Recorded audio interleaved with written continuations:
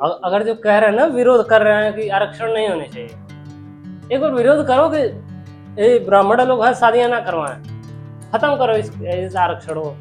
कर पाओगे? समाज के अंदर तक घुसा हुआ परिवार को 100% आरक्षण सिर्फ उसी परिवार में रहता है। पहला क्वेश्चन ये क्यों हटाओ?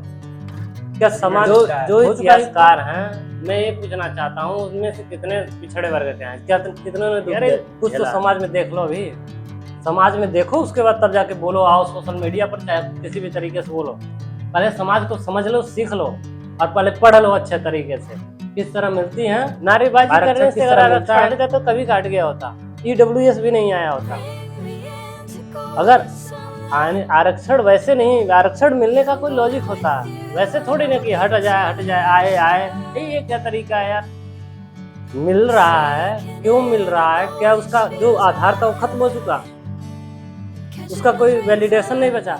आरक्षण कोई खत्म नहीं करेगा, अपने आप खत्म होगा। हाँ, ये समझ लीजिए। आप चाहे नारेबाजी करें चाहे कुछ भी करिए। क्या सच में आरक्षण योग्यता का दुश्मन है, या वर्षों से चले आ रहे सामाजिक पिछड़ेपन का? तो आप उनकी जमीन आपको क्यों मिलती है?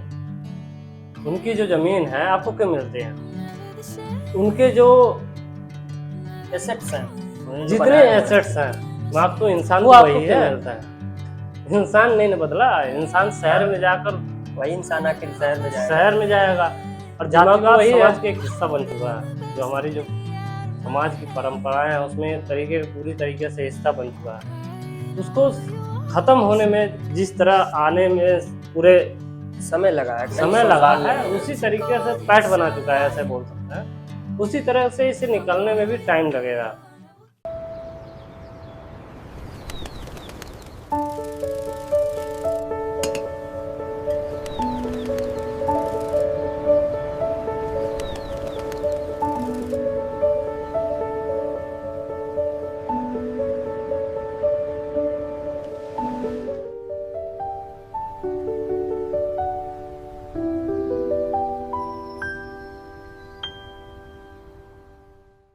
अच्छा, कल्पना करिए कि किसी गांव में दो जातियों के बीच तनाव का माहौल है और दंगे जैसी स्थिति है।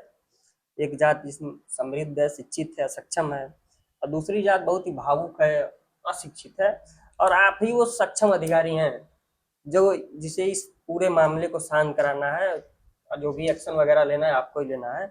तो आप उस स्थिति में, और एक युवा अधिकारी होने के नाते, किताबी नियमों और ज्ञान से हटके रियल लाइफ में आप उस स्थिति को कैसे हैंडल करेंगे? आप मुझे ऐसा बना दे रहे हैं कि अधिकारी बना दे रहे हैं जो कि अभी तो पॉसिबल नहीं है, लेकिन अभी के हिसाब से मैं सोच सकता हूँ। हालांकि जब मैं जाऊंगा तो वहां पर कुछ और निर्णय हो सकते हैं। सबसे बड़ी बात ये होती है, जो निचले तबके होते हैं, जो भावुक भावुक ज्यादा होते हैं, उनके साथ अगर बात किया जाए, उनके अधिकार के बारे में, उनके सारी चीजों के बारे में बात किया जाए, तो इन सब मामलों में जो आप बताए हैं कि दो लोगों के बीच में जब लड़ाई हो रही है, उस समय सबसे ज्यादा आवश्यकता होती है बातचीत करने की। अगर बातचीत अगर अच्छे से हो जाती है तब तो बहुत सही होगा। बातचीत अगर अच्छे से हो जाती है तब तो सही होगा कि हाँ भाई सुलझ गया मामला। वरना पुलिस कार्यवाही के माध्यम से उसका निपटारा किया जा सकता है, और कोई माध्यम नहीं है उसका। सीधा सा मैं बात कर रहा हूँ कि अगर बातचीत के माध्यम से सुलझ जाती है, उनके जो भावनात्मक है, चाहे जो भी लोग हो, उनके जो भी प्रॉब्लम है, किस प्रॉब्लम पर वो लड़ाई हुई है, चाहे डिस्क्रिमिनेशन जिस तरीके से हो रहा है इसके वजह से जो भी प्रॉब्लम हो, चाहे कुएं से लेकर पानी से लेकर किसी भी चीज का प्रॉब्लम हो, उसका समाधान हो जाए तो शायद मामला खत्म हो सकता है। वरना पुलिस कार्रवाई की आवश्यकता पड़ेगी वहां पर। पुलिस कार्रवाई के माध्यम से उसे सुलझाया जा सकता है। तो यानी आप दोनों पक्षों को पीटेंगे? पीटने की बात मैं नहीं कर रहा हूँ। अगर चीजें अगर सुधरती नहीं है तो पीटना तो आवश्यकता ही है। अगर सही तरीके से अगर पीटा ना जाए ना तो वहां पर लड़ाई होकर खुद पिट जाएंगे। हाँ, ये आपकी बात भी सही है। अगर मैं कह रहा हूँ, अगर पुलिस अगर कार्रवाई ना करे, चाहे पीट कर हटाए ना, तो वो लोग खुद पीट कर मर जाएंगे, लड़ मर जाएंगे वहीं पर। तो इसलिए आवश्यकता जब भी होगी तो उसको करना ही पड़ेगा वो। तो आप जातिवाद को जड़ से खत्म करने के लिए, एक आम युवा जो है भारत का, वो अपने समाज में उसको क्या बदलाव करने की सबसे आवश्यकता है? महत्वपूर्ण प्रश्न यही है कि जातिवाद को जड़ से खत्म करने के लिए युवा को क्या करना चाहिए। पहले तो युवा को अपने ही अंदर चेंजेस करने की आवश्यकता है। अगर आप अपने अंदर चेंजेस कर लेते हो तो आप समझिए आपका जो सोच होगा, अक्सर हम लोग क्या होता है ना, जैसे हम सोचते हैं वैसे समाज को देखते हैं। आपकी सोच ही आपको ये दर्शाता है कि आप कैसे दूसरे को देखते हो। अगर आपने अपनी सोच को चेंज कर लिया तो वहां पर जड़ से खत्म, और जड़ से खत्म इतना जल्दी एकाएक करके नहीं हो पाएगा, ठीक है ना। आप थोड़ा कम डिस्क्रिमिनेट करोगे, आपके आने वाले बच्चे थोड़ा कम डिस्क्रिमिनेट करेंगे, आपके उनके आने वाले बच्चे थोड़ा और कम डिस्क्रिमिनेट करेंगे, तो धीरे धीरे धीरे धीरे जो जाति आधारित जो डिस्क्रिमिनेशन होता है या जाति आधारित जो भी चीजें होती हैं वो धीरे धीरे खत्म होगी, एकाएक खत्म नहीं होगी। हाँ, खत्म कैसे होगी? हमारा जो हमसे पहले वाला जो जनरेशन है वो आज के समय में भी बहुत प्रबल जातिवाद करता है। हाँ, लेकिन आप उतना नहीं करोगे। आज के युवा को लेकिन एक, अगर आपके साथ होता है तो संभावना आपकी भी ज्यादा है कि आप भी करोगे। अगर आपके साथ डिस्क्रिमिनेशन हाँ, हुआ है, डिस्क्रिमिनेशन अगर किसी के साथ होता है तो वो तो भाई करेगा ही, क्योंकि उसके आप बीती है, वो उसके ऊपर बीता हुआ है। अब अगर जैसे कि ये एक सच्ची घटना है मेरे साथ। मैं कुछ समय पहले गया था राजधानी में, उत्तर प्रदेश की राजधानी में, लखनऊ। और एक अच्छे खासे इलाके में था, शायद हजरतगंज का इलाका था। वहाँ पे मैं रूम खोज रहा था। तो एक हम दो लोग थे, हम थे, हमारे एक मित्र थे। तो हम गए, तो एक दुकान थी, तो हमने उनसे पूछने की कोशिश की कि यहाँ कहीं रूम वगैरह मिलता है क्या।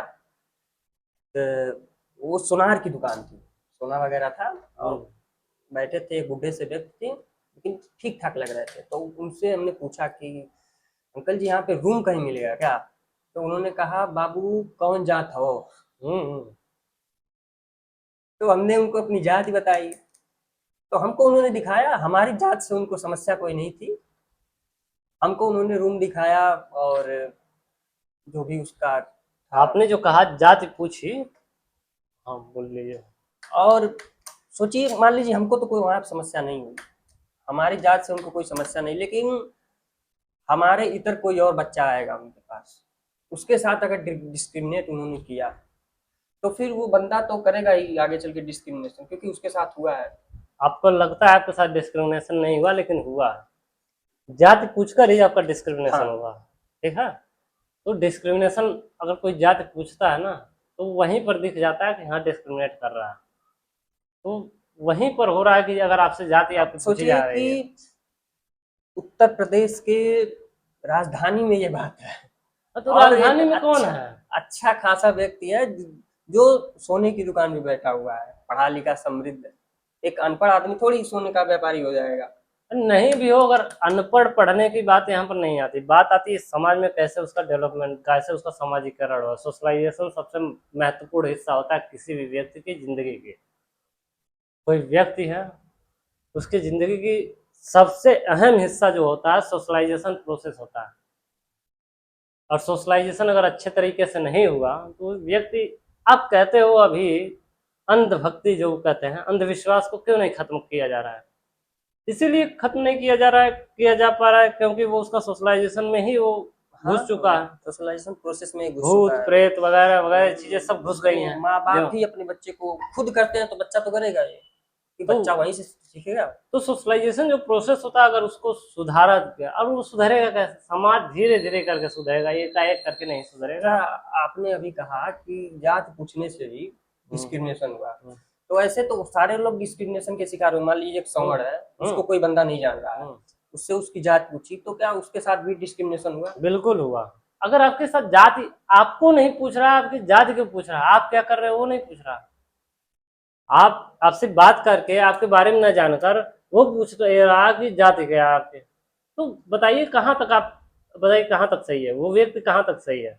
मुझे नहीं लगता, जाति पूछना ही गलत है। अरे मेरा नाम जान लो कि भाई प्रशांत है, आपका नाम अमित है, बस इससे ज्यादा क्या चाहिए? आप ये जान लीजिए कि हाँ भाई मैं यहाँ पर काम करता हूँ, ठीक है भाई, थोड़ी बहुत इन्फॉर्मेशन समझ में आता है। जाति कौन सी इन्फॉर्मेशन है, मुझे नहीं समझ में आता। क्या जाति से आप ये डिसाइड करोगे कि वो व्यक्ति अच्छा है या बुरा है? वो व्यक्ति क्या खाता है, क्या शुगर खाता है या भैंस खाता है, क्या खाता है, गाय खाता है? जाति आधारित डिस्क्रिमिनेशन किस तरीके से, मुझे नहीं लगता अच्छा है। अगर आज के समय में हो रहा है तो बिल्कुल गलत हो रहा है, और हो रहा हो रहा है, है। मैं ये नहीं कह रहा हो रहा है, तो बिल्कुल गलत हो रहा है। और चलिए अब अगले प्रश्न की ओर, ये शायद हमारा आखिरी प्रश्न होगा आपके लिए। क्या आपको लगता है कि भारत में कभी ऐसा भी समय आएगा जब हमें आरक्षण की जरूरत नहीं पड़ेगी? ऐसा नहीं कि हम उसको हटा देंगे, हमें जरूरत ही नहीं है उसकी, क्या ऐसा समय बिल्कुल, आ जाएगा? बिल्कुल जी आएगा।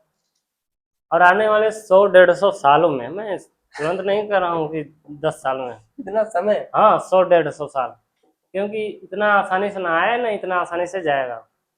100-150 साल के साथ मैं कम भी बोल रहा हूँ, हो सकता है 200 साल हाँ। के बाद इसकी जरूरत नहीं रहेगी। और अब जो जाति आधारित जो बात कर रहे हैं ना, वो अक्सर नौकरियों की बात होती है, वो भी सरकारी नौकरियों में ज्यादातर सरकारी नौकरियां जो हैं वहीं पर बात होती है, वरना कोई नहीं पूछेगा आने वाले समय में, क्योंकि सरकारी नौकरी ही नहीं कोई पूछेगा। जो अच्छा। सरकारी नौकरी है उतना ज्यादा तो उसकी उसका महत्व नहीं रह जाएगा, उतना क्रेज नहीं रह जाएगा। वो समाज कैसा होगा, मतलब हमारा भारतीय समाज आज के समाज से कैसे भिन्न होगा? आज के समाज से शायद मुझे लगता है बेहतर होगा, और आने वाले समय में और बेहतर होगा। कहा जाता है ना, ये बहुत अच्छा शेर है, जो है उससे बेहतर चाहिए। पूरी दुनिया को साफ करके पूरी दुनिया को साफ करने के लिए एक बेहतर चाहिए, वो बेहतर हमेशा हम लोग क्या सोचते हैं, बहुत अच्छा चाहिए मुझे, उससे अच्छा जब हो जाएंगे तो उससे भी अच्छा चाहिए, तो बेहतर होना है और क्या। आज के आप सोचिए, जो जंगल राज था, जंगल राज का मतलब जैसे हम लोग आदि मानव थे। आदिमानव से लेकर अब तो सुधरे ही तो हैं, लेकिन कितने लोग कहेंगे कि यार पहले तो बहुत अच्छा था, अब तो खराब हो रहा है। उनको मैं बताना ये चाहता हूँ कि पीछे पहले आराम कौन कैसे था, जो सवर्ण है उनको उनके लिए आराम था। एससी कैटेगरी से किसी व्यक्ति से पूछ लो कैसे पिछला आराम था पहले, वो तो दुख दर्द बताएगा, जो उस पर राज किया वो क्या दुख दर्द बताएगा। और इतिहासकार हमारे जो थे उन हमारे इतिहास में लिमिटेशन भी है। हमारे जो इतिहासकार हैं उन्होंने आम जनता के दुख दर्द पीड़ा को मेंशन नहीं किया है किसी भी किताब में या किसी भी आप जो इतिहास में। जो वो इतिहासकार सिर्फ हैं, राजाओं के बारे में ही विवरण जो मिलता है। जो इतिहासकार हैं, मैं ये पूछना चाहता हूँ उनमें से कितने पिछड़े वर्ग के हैं, क्या कितनों ने दुख झेला है? अगर दुख ही नहीं झेला तो वो बस ये कह सकते हैं कि हाँ ये दर्द हुआ है। ये मैं जैसे कोई माँ है, उसके बच्चे की अगर डेथ हो जाती है तो मैं उसके दर्द को बस समझ सकता हूँ, सह नहीं सकता उसको, असली तरीके से मैं दे नहीं सकता कि कैसे वो दर्द झेल रही है। बस देखकर हाँ दर्द का अनुमान लगाया जा सकता है। अच्छा, आज के समय में जो ये एक मीडिया सोशल मीडिया पे अब समाज में एक मांग उठ रही है, आरक्षण हटाओ। हम्म। तो ये कैसी मानसिकता हमारी दिखाता है और वो लोग कितने सही हैं? आरक्षण हटाओ जो नारे दे रहे हैं, अगर चाहे सोशल मीडिया पर चाहे किसी भी तरीके से, तो उनसे सबसे बड़ा प्रश्न यही है कि क्यों। पहला क्वेश्चन ये, क्यों हटाओ? क्या समाज हो चुका है इक्वल? आज भी आप देखिए कि जो कट ऑफ आते हैं उसमें जनरल और एससी एसटी के कट ऑफ में एक बहुत बड़ी असमानता आपको देखने को मिलेगी। यानी कि वो वर्ग जो है अभी भी समानता के जो एक निचली सीमा होती है वहां तक भी नहीं पहुंचे हैं। मैं सीधा सा, आप जो कह रहे हो ना कि हटाओ हटाओ, आपके जो माइंड है, मैं जेनेटिक प्रोसेस पर जा रहा हूँ। किसी भी व्यक्ति का जो पिछड़ा, जो जैसे कह रहे हैं एससी एसटी, जो निचले तबके के लोग हैं, उनके माइंड में उनकी आईक्यू लेवल, और जो सवर्ण वर्ग है उनका आईक्यू लेवल चेक कर लो। मैं डिस्क्रिमिनेट नहीं कर रहा हूँ। जब उनको उनके जो पूर्वज हैं उनको सही तरीके से दिया ही नहीं गई है शिक्षा, चाहे और भी चीजें दी ही नहीं गई हैं, तो डेवलप ही नहीं हुआ है। और जेनेटिक आधार से देख लीजिए, समझ में आ जाएगा कितना मैं तो ये भी समझता हूँ कि किसी व्यक्ति के मानसिक सक्षमता जो है कितनी होगी वो उसके खान पान पे भी डिपेंड हाँ। करता है। तो जब पोषण स्तर ही नहीं, कह तो रहा हूँ, अब आप बात कर रहे थे ना ईडब्ल्यूएस की, वहां पर बताइए पोषण स्तर कैसे मिलेगा? बिना पैसे के आप जाओ, प्रोटीन मिल जाएगी? नहीं मिल पाएगी। दूध ले लो, दही ले लो, कुछ भी खाओ, जब अच्छे तरीके से व्यक्ति खाएगा ही नहीं, पोषण स्तर बढ़ेगा ही नहीं, तो उसकी मानसिक सक्षमता कम हो जाएगी, लेवल उसका कम हो जाएगा। और आजकल भारत के लगभग 80% जनसंख्या, ये शायद मैं कम बोल रहा हूँ, 80% जो लोग हैं उनको जो जरूरत होती है डेली प्रोटीन की, वो उनको नहीं मिलता है। सरकार तो सिर्फ उनको कार्बोहाइड्रेट मिलता है, हाँ चावल और रोटी। चावल रोटी, कार्बोहाइड्रेट थोड़ी बहुत प्रोटीन मात्रा में प्रोटीन रोटी अच्छी। में कितनी मिलेगी? 1-2 ग्राम। प्रोटीन हुए, एंजाइम्स हुए, विटामिन्स हुए, ये सब बहुत पर्याप्त जरूरी मात्रा है। में नहीं मिल पाती है। तो बताइए कहाँ तक आप खा रहे हो बैठ कर एसी में, सुबह में मम्मी, सुबह आया फल फूल वगैरह दुनिया भर की चीजें और बहस कर रहे हो, आरक्षण हटाओ हो, कहाँ से हटेगा आरक्षण? आरक्षण नहीं हटनी चाहिए। हाँ, इसका सही तरीके से मिले ये होनी चाहिए। जो सुप्रीम कोर्ट ने कहा जिस तरीके से, उस तरीके से थोड़ी बहुत प्रावधान हो तो ठीक है। हटा देना मुझे नहीं लगता सही है। हो चलिए, सकती है सोच इस पर आपकी अलग हो, तो मैं नहीं कुछ कह सकता, लेकिन मेरी सोच बस यही है कि नहीं हटनी चाहिए। बदलाव जरूरी है, बदलाव तो होने अच्छा, चाहिए। आप कह रहे हैं नहीं हटनी चाहिए, तो इसके पीछे थोड़ा और तर्क चाहिए हमारे दर्शकों को। कुछ और तर्क दे सकते हैं आप? तर्क क्या दिया जाए, किस आधार पर दिया जा रहा है, वो आधार क्या सही हो गया? नहीं। सामाजिक स्तर क्या इक्वल हो गया? नहीं हुआ अभी तक। आज भी हम गांव में चाहे शहरों में देखते हैं कि जो जो पिछड़े जो हैं वर्ग उनके है। यहाँ, पिछड़े वर्ग जो हैं उनके यहाँ सवर्ण वर्ग खाने तक नहीं आता है। आज भी मैं बता रहा हूँ, मैं जमीनी स्तर की बात कर रहा हूँ। क्यों इतना भेदभाव है? जाओ खाओ पियो, एक बार बढ़ाओ तो दूरियां को कम तो करो। दुनिया को कम करो, आप जातिवाद खत्म कर दीजिए, आरक्षण खुद खत्म हो कह जाएगा। दो जातिवाद, जो सवर्ण वर्ग हैं पूरे तरीके से आकर कह दो कि मेरी भी जाति वही है जो पिछड़े वर्गों की है, लगा दो वही कास्ट कास्ट, एक ही कास्ट लगा दो आप, हाँ, कास्ट खत्म कर। कास्ट का सिस्टम ही खत्म कर दो, आरक्षण वैसे ही खत्म हो जाएगा। हाँ कह दो खत्म। नहीं करेंगे ये लोग ना, जो लोग मेरे जैसे लोग चाहे किसी भी तो नहीं करेंगे ऐसे, क्योंकि जात बननी चाहिए ऐसे लोग कहेंगे। हाँ, क्योंकि उनको सिर्फ नुकसान जो है सिर्फ दो आरक्षण है। प्रतिशत हाँ नौकरियों में होता है, 2% नौकरियों लेकिन में। सामाजिक जो हाँ प्रतिबिंब है उनका, उनसे बहुत बड़ा फायदा मिलता है। बाकी जो 98% चीजें हैं उनमें उनका प्रिविलेज है, उनका विशेषाधिकार है। ओबीसी, SC, ST इनको सिर्फ 2% पे पूछते हैं। मैं बहुत अभी भी बता रहा हूँ। आप बताइए,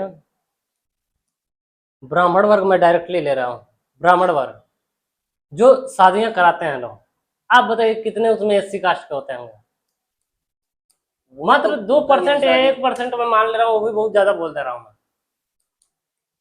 1% या 2% में बहुत ज्यादा बोल दे रहा हूँ, वो भी होते नहीं होंगे, जो छुपाते होंगे वो होते अच्छा, होंगे। ब्राह्मण SC, ST भी होते हैं? नहीं, ब्राह्मण की मैं बात कर रहा हूँ जो शादी करवाते हैं, वो तो पूजा ब्राह्मण ही करवाते होते हैं। हैं, उसमें SC, ST का। अब 100% ले लो आरक्षण। तो वही तो हाँ उसमें आप वहां पे 1% कहाँ से आरक्षण ला? दे दो, वहां पे आरक्षण दे दो। नहीं नहीं, होता है जो वो करते हैं, अलग अलग कोर्सेज जो होते हैं उसके माध्यम से आते हैं, तो 1-2% में मान ले रहा हूँ अच्छा, वहां से। मुझे नहीं पता था अभी तक। हाँ वो होता है, एक कोर्स होता है, जैसे BA की डिग्री वगैरह मिलती है वैसे उसमें भी डिग्रियां मिलती है। उसका मुझे नाम नहीं याद रहा है क्या बोलते हैं उसे, तो उसमें होता है। अच्छा, एक घटना हुई थी कुछ समय पहले, आज से। एक महिला थी, वो यादव परिवार से थी। हम्म, वो शादी वगैरह करा रही थी कहीं, तो हम्म। ब्राह्मणों ने उसका विरोध किया और बहुत मतलब निंदनीय घटना वहाँ की थी। अगर जो कह रहे हैं ना, विरोध कर रहे हैं कि आरक्षण नहीं होने चाहिए, एक बार विरोध करो कि ये ब्राह्मण लोग हैं शादियां ना करवाएं, खत्म करो इस आरक्षण को। कर पाओगे? समाज के अंदर तक घुसा हुआ है, आप तो खत्म कर दो, मैं तो कह दूंगा मैं नहीं करवाऊंगा, मैं शादियां नहीं करवाऊंगा ब्राह्मणों से, लेकिन क्या ये आपके जो समाज है वो मानेगा? हमारे माँ बाप खुद नहीं मानेंगे। मृतक पे, मृत होने पर किसी का जो 16वें दिन हिंदू धर्म में जो भोजन होता है किस तरह से होता है? पहले ब्राह्मण ना खाए तो उसे तो खत्म कर दिया जाता है कि यार कैसा हो गया, उसके घर कोई उसकी खाना नहीं खाने आएगा। अस्तित्व ही खतरे में पड़ जाती है ब्रह्मोज की। बिना ब्रह्मभोज किया बात करते हो आरक्षण खत्म करने की? अरे कुछ तो समाज में देख लो, अभी समाज में देखो, उसके बाद तब जाके बोलो, आओ सोशल मीडिया पर चाहे किसी भी तरीके से बोलो। पहले समाज को समझ लो, सीख लो, और पहले पढ़ लो अच्छे तरीके से किस तरह मिलती है आरक्षण, किस तरह मिलता है, किस तरह उसे। और किनको मिलता है, उन्होंने कितना झेला है। हाँ पहले एक बार देख तो लो, उसके बाद तब आओ समझ में आता है, आओ दो बात कर अब लेते हैं समस्या यहाँ पर। यही होती है ना कि जो लोग कहते हैं, और ये चीज सिर्फ सवर्ण वर्ग के अंतर्गत अंदर नहीं है। हम्म, कुछ लोग SC, ST भी हैं हम्म, जो इसका समर्थन करते हैं, OBC में भी हैं, हम्म। आरक्षण हटाने के पक्ष में तर्क देते हैं। पक्ष में तर्क होनी चाहिए, मैं नहीं कह रहा हूँ कि नहीं नहीं, हटनी नहीं, चाहिए, हट जानी चाहिए, लेकिन ठीक है, लेकिन वो तर्क दे, तो वो तर्क देते नहीं है, वो सिर्फ नारेबाजी करते हैं। नारेबाजी करने से अगर आरक्षण हट जाता तो कभी काट गया होता, ईडब्ल्यूएस भी नहीं आया होता। अगर आरक्षण वैसे नहीं, आरक्षण मिलने का कोई लॉजिक होता है, वैसे थोड़ी ना कि हट जाए, आए आए, ये क्या तरीका है यार। मिल रहा है, क्यों मिल रहा है, क्या उसका जो आधार था वो खत्म हो चुका, उसका कोई वैलिडेशन नहीं बचा। आरक्षण कोई खत्म नहीं करेगा, अपने आप खत्म होगा। हाँ, ये समझ लीजिए, आप चाहे नारेबाजी करें चाहे कुछ भी करिए। और आरक्षण को कई लोग कहते हैं कि संविधान में भीमराव अम्बेडकर ने ये प्रावधान किया था आरक्षण का, तो वो आरक्षण कौन सा था? आरक्षण नहीं, उन्होंने सामाजिक भेदभाव का वो करा था कि जो लिंग आधारित जो भेदभाव है, चाहे जाति आधारित जो डिस्क्रिमिनेशन है, उन आधारों पर जो आर्टिकल 15, 16 वगैरह में दिया गया है। 16 में हालांकि उस चीज का प्रावधान है कि नौकरियों में जो आरक्षण की बात होती है तो वहां पर तो प्रावधान वो है। अच्छा, ये बताइए कि जो ओबीसी और ओबीसी का जो आरक्षण हुआ मंडल कमीशन आयोग की सिफारिश से हाँ, हुआ वो 1990 1990 में, में। तो इसमें संविधान बनने के समय हाँ, तो उस समय नहीं था, उस समय ये था कि जो भी, जैसे आर्टिकल 16 में जब आप पढ़ोगे तो वहां पर ये चीजें बताई जाती हैं कि नौकरियों में जो है उसमें दिया जा सकता है, ठीक है ना। मतलब उसमें निर्धारित नहीं किया गया था, बस एक राह दिखाई गई थी जी कि जी, दिया जो जा आपने कहा पॉजिटिव डिस्क्रिमिनेशन, पॉजिटिव डिस्क्रिमिनेशन की बात होती है कि हाँ पॉजिटिव डिस्क्रिमिनेशन होनी चाहिए। अगर अगर डिस्क्रिमिनेशन इस आधार पर हो रहा है कि कोई व्यक्ति, यहाँ पर एक व्यक्ति है, इस व्यक्ति को ऊपर लाया गया, इसके आधार पर अगर इसको लाया गया तो कोई दिक्कत की बात नहीं है, वहां पर ठीक है, वो डिस्क्रिमिनेशन ठीक है। चलिए, तो आज की बातचीत यहीं तक थी, और इस बातचीत का उद्देश्य किसी निष्कर्ष पे पहुंचना नहीं था, बस एक सामान्य सी बात करनी थी दो मित्रों के बीच। आने वाले समय में भी ये बातचीत जारी रहेगी, इसी मुद्दे पर हम लोग और बातचीत करेंगे और अच्छे तर्कों के साथ आएंगे। हो सकता है इसमें कुछ गलतियां हुई हों, कि आप लोग नजरअंदाज करिएगा, क्योंकि इसमें हम लोगों का थोड़ा तबीयत भी खराब था, इसके वजह से थोड़ा सही तरीके से वार्तालाप नहीं हो पाया है। तो ये आपको बातचीत अच्छी लगी हो तो और लोगों के साथ भी साझा करें। धन्यवाद आप लोगों का।